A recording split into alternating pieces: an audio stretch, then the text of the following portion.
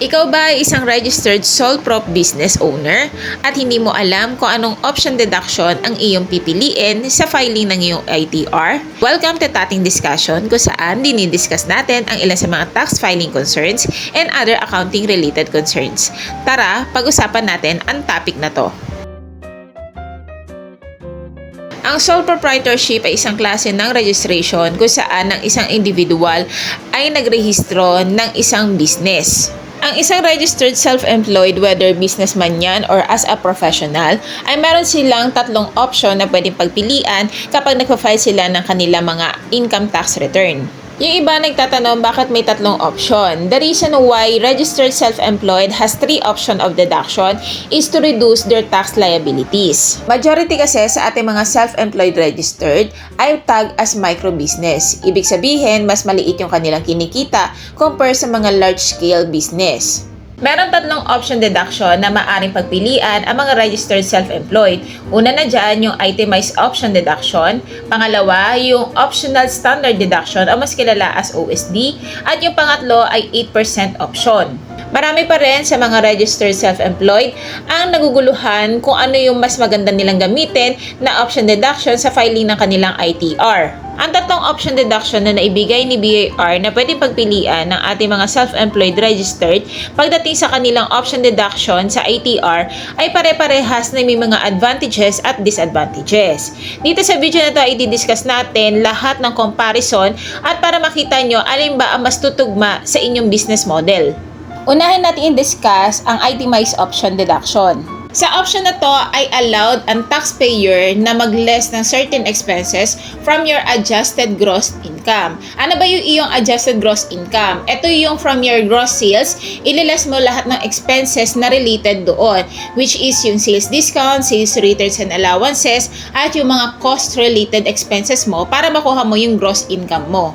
Sa mga non-VAT registered na naka-itemized deduction, sila rin ay kailangan magbayad at mag-file ng percentage tax return o yung 3% ng kanilang net sales. Habang ang mga vatable registered na naka-itemized deduction ay as is pa rin sa pag-file at pagre-remit ng kanilang mga VAT relief. May mga non-VAT taxpayer na ang question pa rin, bakit kailangan pa magbayad ng percentage tax kung nagbabayad ng income tax? Tandaan po ninyo, ang percentage tax return ay ibang klase ng tax type sa income tax return. Ang percentage tax return po ay business tax from your gross sales or net sales, habang yung income tax return naman po ay tax mula doon sa inyong net profit. Isa sa advantage ng mga non-VAT taxpayer na naka-itemized deduction, lahat ng kanilang mga binayaran na percentage tax ay pwede rin nilang gamitin as part of allowable deduction sa kanilang filing ng ITR under the Chart of Account of Taxes and Licenses. Isa rin sa magandang dahilan bakit maganda ang itemized deduction is lahat ng iyong mga ordinary expenses na related sa iyong operations ay pwede mong gamitin as part ng allowable deduction mo na sa gano mas mababa yung magiging income tax na pwede mong bayaran at the end of the taxable period. Ang computation naman ng income tax para sa mga naka-itemized deduction ay as is pa rin doon sa provided na tax table ng ating tax code. Ipopost ko na lang po dito yung existing tax table na ginagamit natin sa computation ng ating income tax. Meron ding disadvantage ang pagpili ng itemized option deduction sa iyong ITR. Una na dyan ang additional tax liabilities mo na percentage tax return. 3% kasi ng net sales mo ay kailangan mong i-remit sa BAR quarterly. Kung pipiliin mo rin itong option na to, dapat lahat ng i-declared mong allowable expenses sa ITR ay merong kaakibat na valid invoices.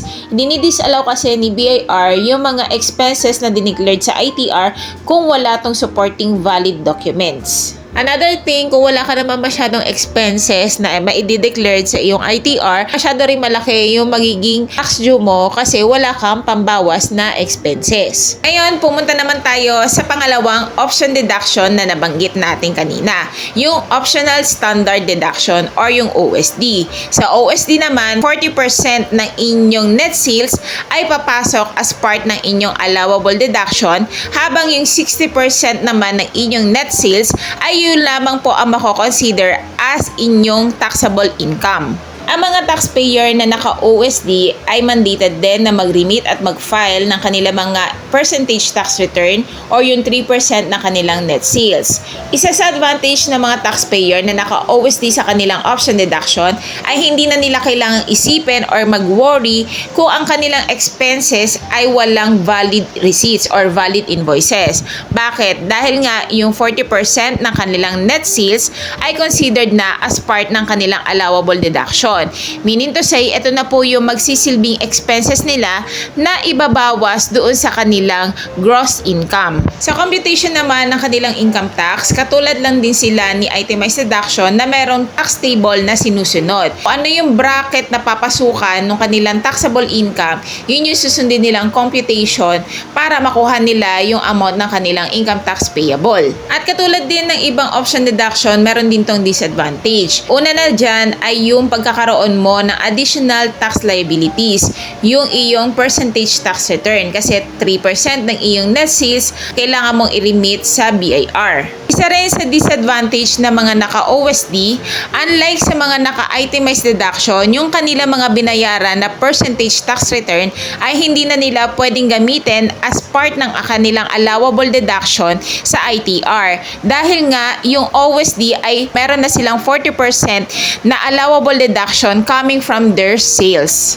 In addition to that, kapag si OSD ay merong mga invoices para sa mga cost-related expenses niya, hindi na rin niya pwedeng gamitin to as part ng kanyang allowable deduction and cost expense deduction. Dahil nga yung kanyang fixed na expenses ay naka 40% na galing dun sa kanyang net sales. At dumako na po tayo sa pinakahuling option. Ito po yung madalas yung naririnig, yung 8% option. Yung mga taxpayer po na nag-avail ng 8% option, sila po ay mga naka-flat rate ng 8% sa kanilang computation ng ITR.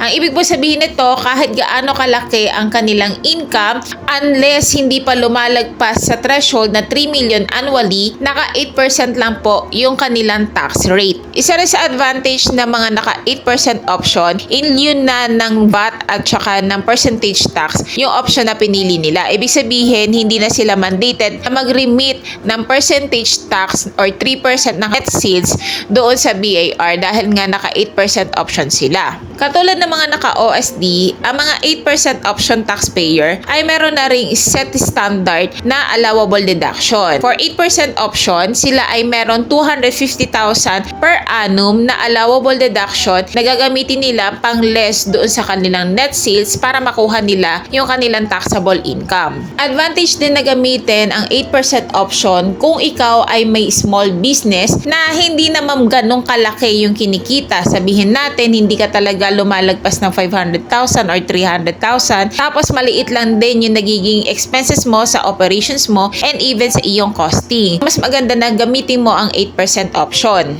To be honest, ang 8% option ay mas advisable sa mga self-employed professionals dahil yung mga professionals po natin ay mas maliit ang income at mas konti or minimal yung kanilang nagiging expenses. Katulad din sa nauna nating option deduction, ang 8% option ay meron din disadvantage kapag ito ang pinili mo. Una na dyan, kapag ang taxpayer ay mixed income earner. Pag sinabi nating mixed income earner, ang source of income niya ay dalawa, isang employment at isang business. At the end of the year, yung income from compensation at income from business ay i-consolidate ng filing ni taxpayer. Ibig sabihin, yung 250,000 na allowable deduction na nakaset kay 8%, possible masakop na lamang yung kabuuan ng income niya galing sa kanyang compensation. For this case, mas suggested na pagpilian niya na option deduction ay yung graduated itemized or yung graduated OSD para mas malesen or mas ma-reduce yung kanyang income tax payable.